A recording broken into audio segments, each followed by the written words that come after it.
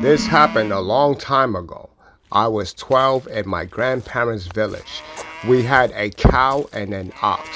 Usually, the son of the bull took all of the cattle to graze, and at night, he would take them back.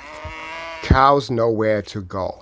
When going home, my grandpa had a male oxen since my grandfather was an adult and he wasn't there. I took the responsibility. Basically, my job was to go around the village with the ox, trailing after me, calling the people to open their doors. Our ox would grunt to call the herd, and all the females came out. From then on, I had to take them to a clearing up the mountain, and then later take them to the river. It was easy. The animals already knew where they were going. They were calm, and our bull was a gentle giant, as all I did was ride them, and I had a thin rope on his horns.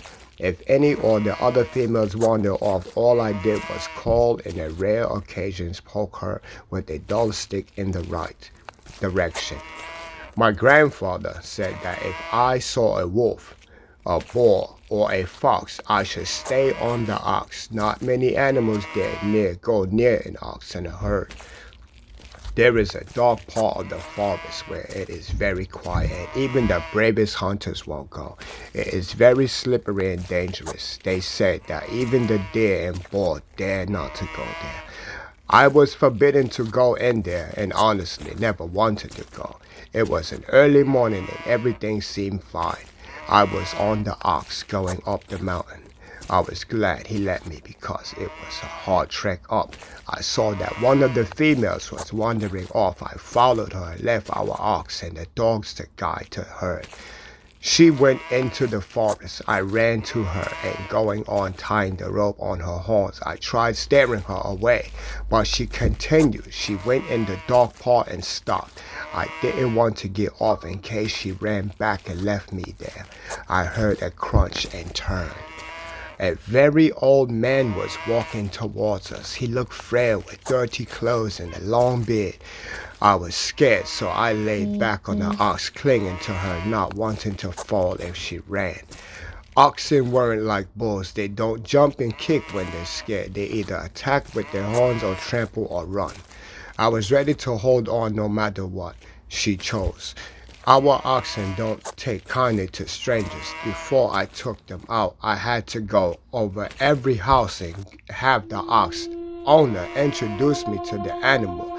That way they saw they were owner trust me, and their herd leader, our ox, trust me. I knew she would either attack or bolt, but she just stood there. The stranger came up to us and patted her on the head, whispering something I didn't understand. He looked at me. His eyes were completely white. Then he turned around and left. He just disappeared in the trees. Suddenly, the female grunted as if she had just woken up. All our male does that nails every morning and bolted the way we came from. We found the herd. I quickly got on our ox and yelled, "Water!" He knew that command and went down towards the river. There were houses there, and it was also closer than home. I barged in one of the houses and tried to explain. The couple that stayed there with me and sent their daughter to call their grandpa. I couldn't sleep for days. Remembering those white eyes, my grandpa didn't let me out of the house for garden, and I wasn't even allowed near trees. Later, I learned that they were protecting me from a lesnik, a forest spirit which can take the form of a man, an owl, or a wolf.